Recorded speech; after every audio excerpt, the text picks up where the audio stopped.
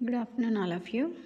TET exam అయిపోయింది కాబట్టి అందరికీ తిరిగి చదవాలంటే కొంచెం కష్టంగానే ఉంటుంది. బట్ జనవరి లాస్ట్లోనే మళ్ళీ డిఎస్సి అంటున్నాడు కాబట్టి మళ్ళీ ఒకసారి మనం ఇప్పటివరకు 8th వరకు చదివాము. 9th 10th కూడా కంటిన్యూ చేయాలి. జీకే చదవాలి, చాలా ఉంది కాబట్టి నేను మళ్ళీ స్టార్ట్ చేశాను.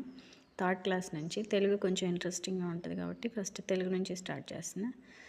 ఇండెక్స్ చూద్దాం. థర్డ్ క్లాస్ది ఫస్ట్ లెసన్ వచ్చేసి తెలుగు తల్లి. ఇది ఒక సంసిద్ధత పాఠ్యాంశం.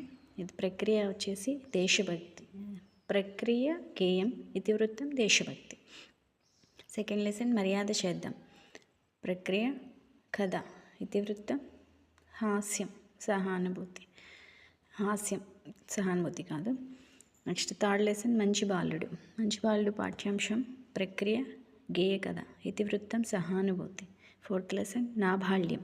నా బాల్యం వచ్చేసి ఆత్మకథ. ఎందుకని షేక్ నాజర్ గారు ఆత్మకథ ఇది కదా, అందుకని చెప్పి దీని ప్రక్రియ ఆత్మకథ, ఇతివృత్తం కళలు. ఫిఫ్త్ లెసన్ పొడుపు విడుపు. ప్రక్రియ సంభాషణ, ఇతివృత్తం భాషాభిరుచి. సిక్స్త్ లెసన్ మేమే మేకపిల్ల. మేమే మేకపిల్ల యొక్క ప్రక్రియ ఏంటి? కథ. ఈ లెసన్లో ఏంటి? పరస్పర సహకారం, ఒకరికొకరు సహాయం చేసుకోవాలి అని దీని ఇతివృత్తం. నెక్స్ట్ లెసన్ పద్యరత్నాలు. ప్రక్రియ వచ్చేసి పద్యాలు, ఇతివృత్తం నైతిక విలువలు. పద్యాలు అనేవి ఎక్కడొచ్చినా అప్ టు 10th క్లాస్ ఎక్కడొచ్చినా కూడా దాని ఇతివృత్తం ఏముంటుంది? నైతిక విలువలే ఉంటుంది. నెక్స్ట్ లెసన్ మా ఊరి ఏరు.